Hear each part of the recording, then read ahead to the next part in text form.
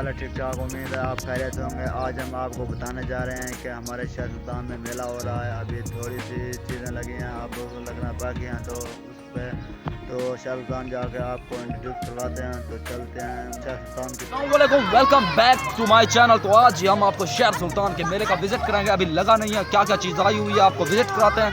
बना रहे हैं वीडियो के साथ। तो चलिए, सबसे पहले तो ये आया हुआ है और उसके बाद आपको ये दिखाते हैं बाकी सारा कटेरिया। देखिए,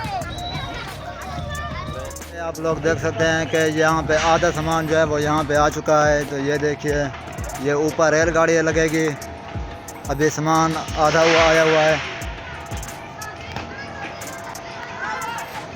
तो ये देखिए,